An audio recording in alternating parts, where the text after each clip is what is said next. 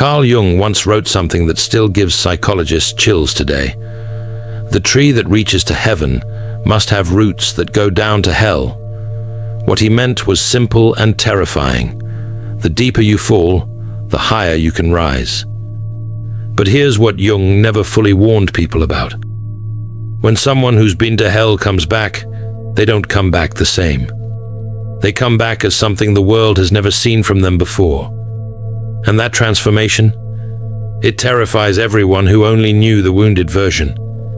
If you've spent years being the one who absorbed everyone's pain, who stayed quiet when you should have screamed, who bent until you almost broke, then this message is for you.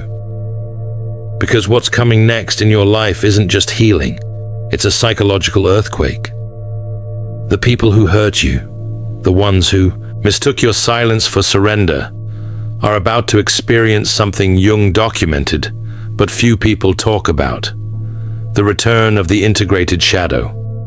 And when that shadow returns with consciousness attached to it, it doesn't ask for permission anymore. Today, I'm going to show you exactly why your comeback will be the most terrifying thing certain people ever witness. Not because you'll seek revenge, but because you'll become completely unreachable to the tactics that once destroyed you. Let me ask you something Jung would ask. What happens when the person everyone used as an emotional dumping ground decides they're done absorbing and starts reflecting? The world is filled with people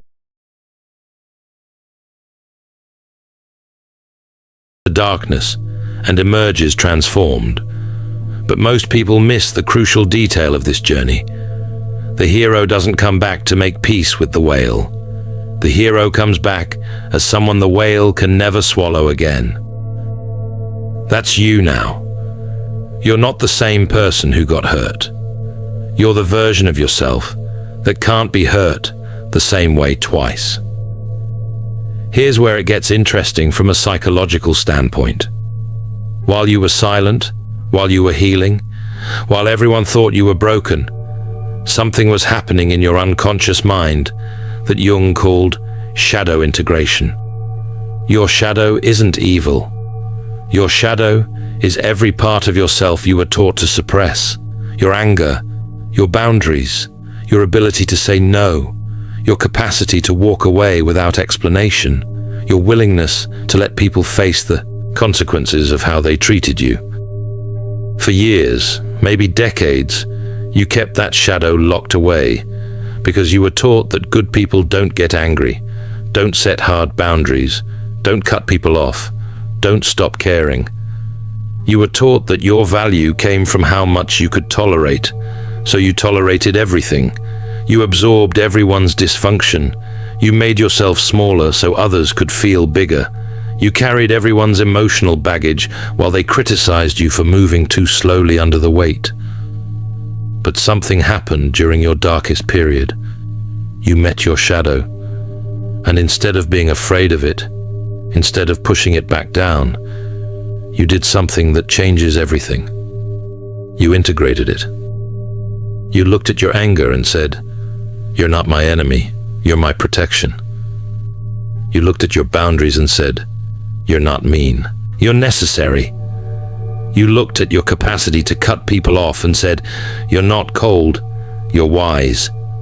Jung called this integration individuation, becoming whole by accepting all parts of yourself, even the parts society told you to hide. And here's what makes this process so powerful and so terrifying to certain people. Once you integrate your shadow, you become psychologically complete. You're no longer operating from just your light side. Empaths aren't broken, they're alchemists in progress. The Alchemist's Path gives you drills, Jung-based boundaries, and 3 exclusive chapter videos to turn overwhelm into clarity.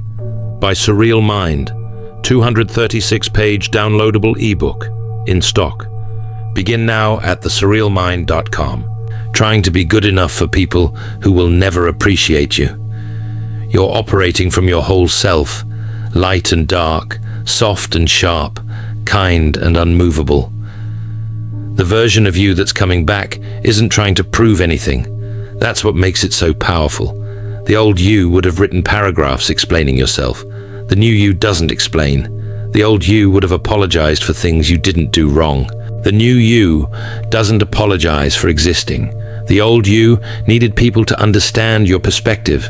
The new you doesn't need anyone's understanding or approval. And this is precisely why your comeback will terrify everyone who only knew the wounded you. They built their entire relationship with you on your willingness to shrink. They got comfortable with a version of you that absorbed their toxicity without reflection. They weaponized your empathy. They exploited your forgiveness. They mistook your patience for permission to treat you however they wanted. But now when they look at you, something's different. They can't quite name it, but they feel it. You're not reactive anymore, which unsettles them because they were counting on your reactions. You're not explaining yourself anymore, which frustrates them because they were counting on you defending yourself while they attacked.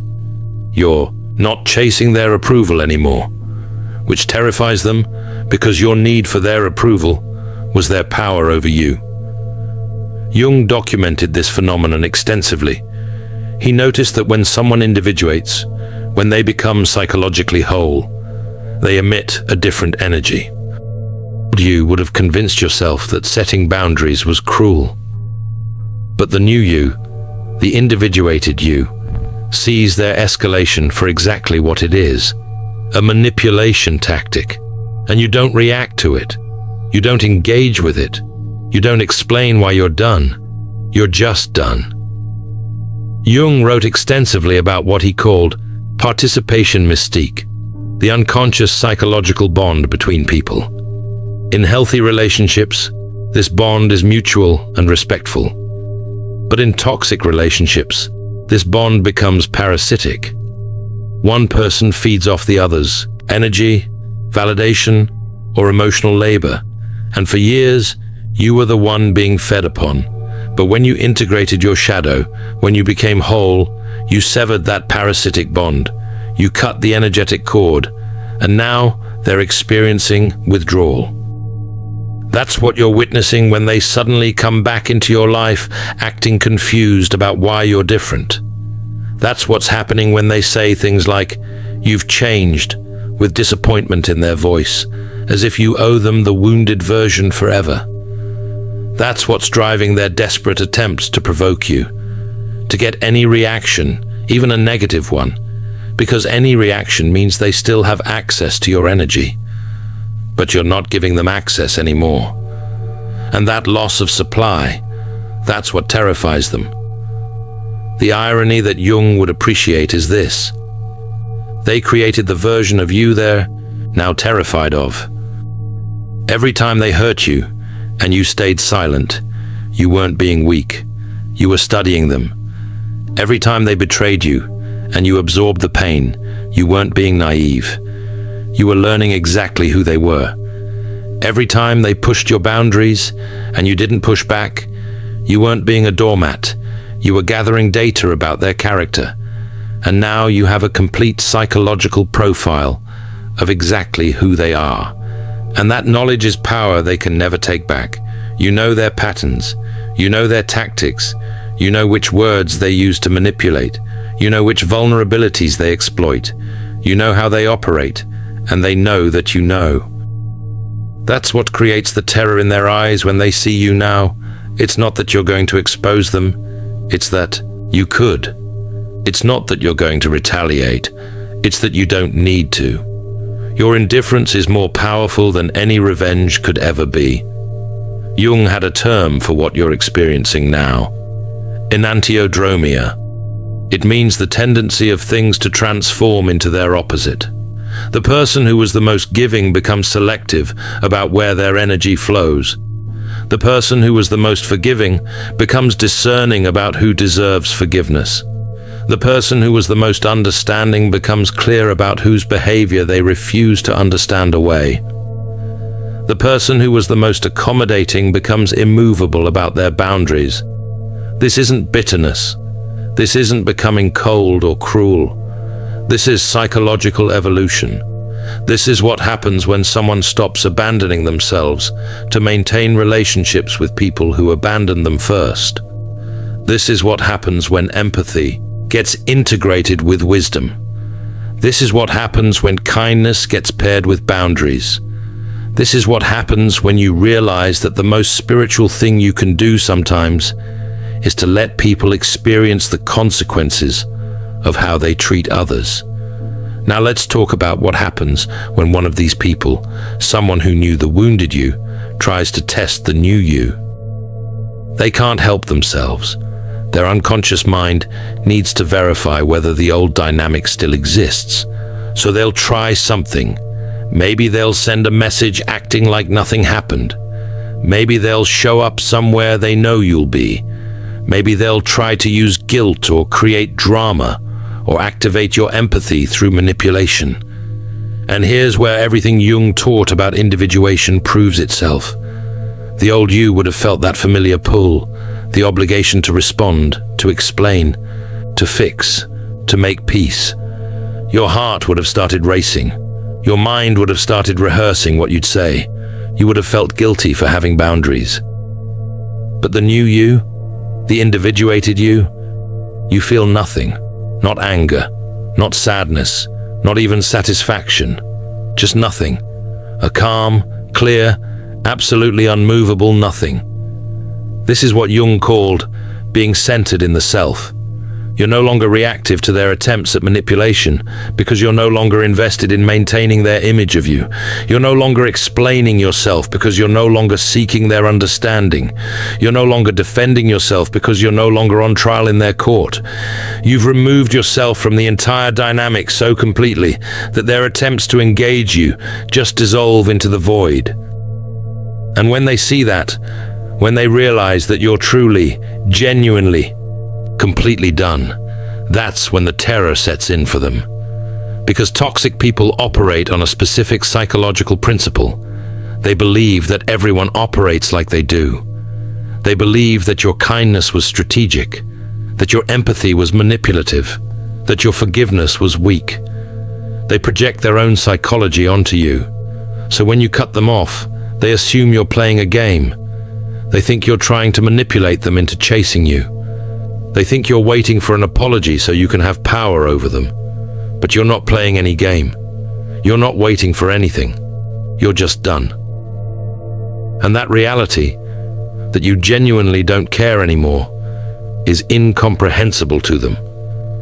They keep checking your social media, waiting for some sign that you're thinking about them. They keep asking mutual friends about you, hoping to hear that you're struggling without them.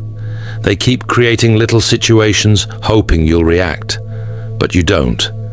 Because you're not thinking about them at all. You're busy becoming the highest version of yourself. And they're not even a footnote in that story anymore. Jung wrote that the privilege of a lifetime is to become who you truly are. And that's exactly what's happening in your life right now. You're shedding every false identity you built to please people who were never pleased. You're releasing every trauma bond you maintained because you confused loyalty with self-abandonment. You're stepping into a version of yourself that exists independently of anyone's approval or disapproval. And that version of you, complete, integrated, whole, that's the version that terrifies everyone who knew the wounded you, because the wounded you was controllable. The healed you is sovereign. The wounded you needed external validation. The healed you generates validation internally. The wounded you was afraid of being alone. The healed you understands that being alone is better than being diminished. The wounded you thought love meant sacrifice. The healed you knows love means mutual respect, or nothing at all. This is your comeback. Not loud, not dramatic, not vengeful, just absolute, just complete, just final. You're not coming back to prove anything to anyone. You're not coming back to get closure from people who never gave you honesty. You're not coming back to make them understand what they did wrong. You're coming back to yourself. And that journey back to yourself requires leaving them behind permanently. The most powerful thing Jung ever said about this process was this: I am not what happened to me. I am what I choose to become. And you've chosen to become someone who no longer allows themselves to be a repository for other people's dysfunction. You've chosen to become someone whose peace is not negotiable. You've chosen to become someone who understands that the people who can't celebrate your growth were never meant to be in your future anyway. So when they look at you now, with confusion, with frustration, with that fear in their eyes that they can't quite name, understand what you're seeing. You're seeing the moment a manipulator realizes their manipulation no longer works. You're seeing the moment a narcissist realizes their supply has dried up. You're seeing the moment a toxic person realizes the person they took for granted has become completely unavailable to them. And that unavailability, that indifference, that calm refusal to engage, that's what terrifies them, because it means they've lost something they can never get back: access to you. Your comeback isn't about them. It never was. Your comeback is about you reclaiming every piece of yourself you gave away, trying to maintain relationships with people who weren't maintaining you. Your comeback is about you stepping into the power that was always yours, but that you were taught to suppress. Your comeback is about you choosing yourself with the same fierce loyalty you once gave to people who never chose you back. And if they're terrified of that version of you, good, let them be. Their terror is not your responsibility. Their discomfort with your boundaries is not your problem. Their inability to manipulate you anymore is not something you need to fix. You are done being small, so others can feel big. You are done being wounded, so others can feel powerful. You are done explaining, defending, and shrinking yourself. Jung spent his entire life studying human transformation, and he concluded that the ultimate psychological achievement is individuation, becoming completely, authentically yourself. And that's exactly what you're doing. You're not becoming bitter. You're becoming boundaried. You're not becoming cold. You're becoming careful. You're not becoming cruel. You're becoming conscious. So, to everyone who only knew the wounded you, who got comfortable with that version, who thought that version would last forever, your comeback will absolutely terrify them. Not because you've become someone bad, but because you've become someone they can never manipulate again. And to people whose entire relationship with you was built on your willingness to tolerate mistreatment, your refusal to tolerate it anymore feels like the end of their world. And it is.